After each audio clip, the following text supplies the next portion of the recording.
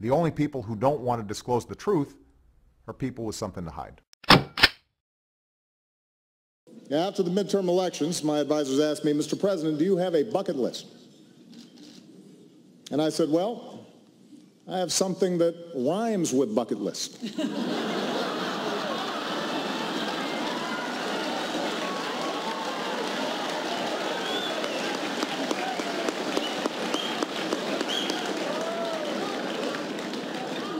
Take executive action on immigration?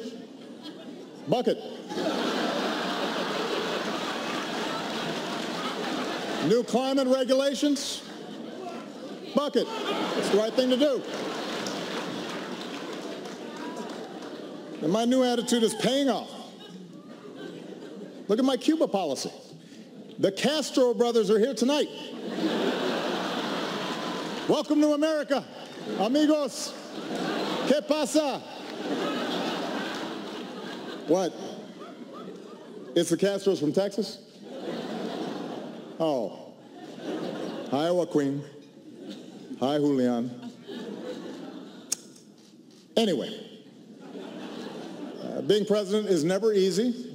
I still have to fix a broken immigration system, issue veto threats, negotiate with Iran, all while finding time to pray 5 times a day. Which is strenuous.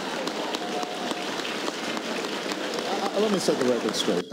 I tease Joe sometimes, but he has been at my side for 7 years. I love that man.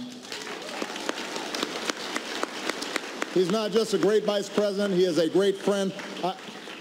We've gotten so close in some places in Indiana, they won't serve us pizza anymore.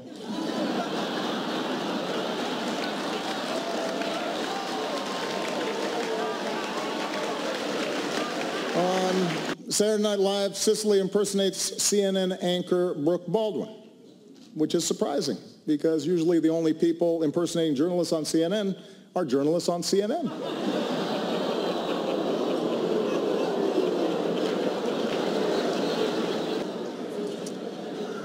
ABC is here with some of the stars from their big new comedy, Blackish. It's a great show, but I have to give ABC fair warning. Being Blackish only makes you popular for so long. Trust me. Let's face it, there is one issue on every reporter's minds, and that is 2016. Already we've seen some missteps. It turns out Jeb Bush identified himself as Hispanic back in 2009. But you know what? Look, I understand. It's an innocent mistake. Reminds me of when I identified myself as American back in 1961.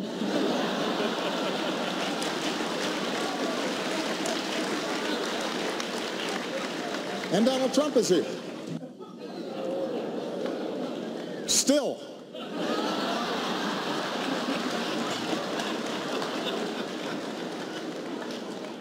Anyway, the Koch brothers think they need to spend $1 billion to get folks to like one of these people. It's got to hurt their feelings a little bit. And look, I know I've raised a lot of money too, but in all fairness, my middle name is Hussein. What's their excuse?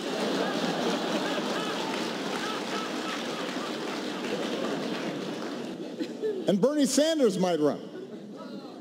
I like Bernie. Bernie's an interesting guy. Apparently, some folks really want to see a pot-smoking socialist in the White House. We could get a third Obama term after all. Could happen. Investigative journalism, explanatory journalism, journalism that exposes corruption and injustice, and gives voice to the different and the marginalized, the voiceless. That's power. It's a privilege. It's as important to America's trajectory, to our values, our ideals, than anything that we could do in elected office. Good evening. I'm Cecily Strong. You may know me from Saturday Night Live. It is great to be here at the Washington Hilton. It's something a prostitute might say to a congressman.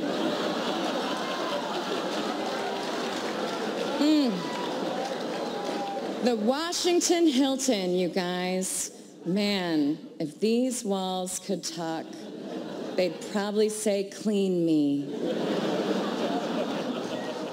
You know, it's crazy to think that our president is right here in the ballroom of a Washington Hilton. And it's even crazier to think that our vice president is right now in the ball pit of a Washington Chuck E. Cheese. But seriously, the Washington Hilton is great. And I bet that when the president walked in and saw all those bellhops, he thought, finally, some decent security. No, it's okay. I'm just kidding. No, because let's give it up for the Secret Service. Yeah. I don't want to be too hard on those guys, you know, because they're the only law enforcement agency in the country that will get in trouble if a black man gets shot. Are you saying boo or are you saying true? Fox News is here.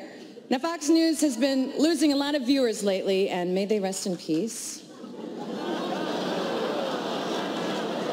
That's nice to say. That channel is all hot blonde ladies and old dudes. You know, every show on Fox News looks like a party scene from Weekend at Bernie's. And you gotta give it up for CNN. You know, it's just comforting to know that whenever a big story breaks, I can turn to CNN and watch Anthony Bourdain eat a cricket. NBC is here. You know, even us at SNL got criticized this year for making fun of ISIS. Now, I think that's unfair. I mean, if anyone is guilty of taking ISIS too lightly, it's him. You know.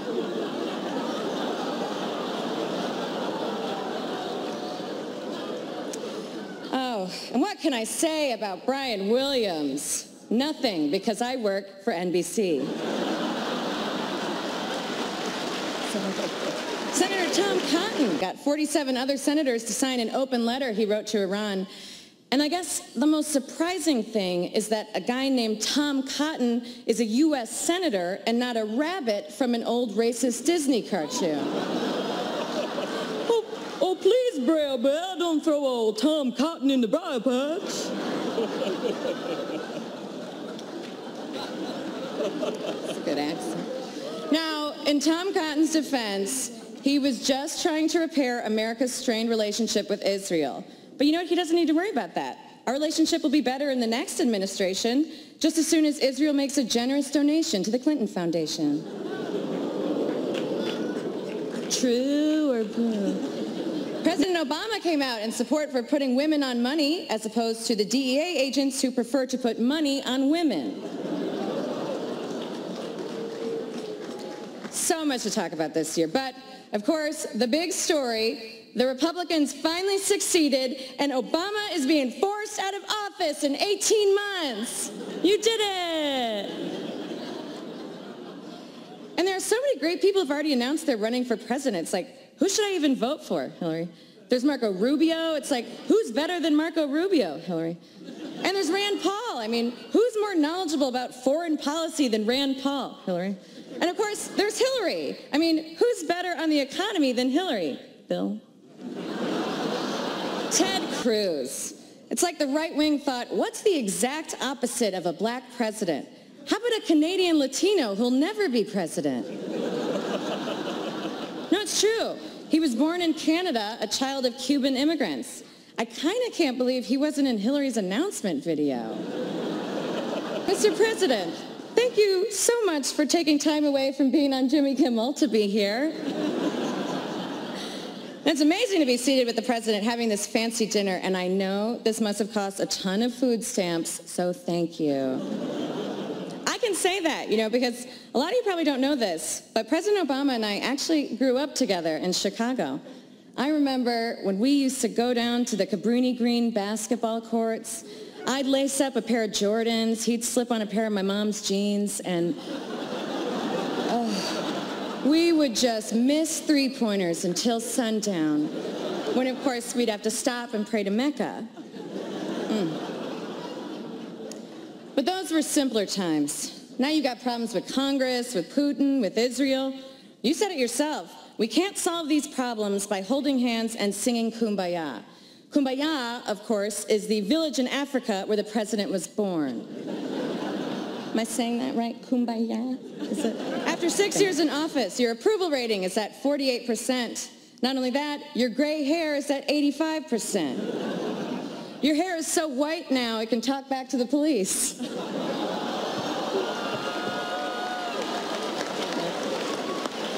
We'll high five about that later. The only people who don't want to disclose the truth are people with something to hide.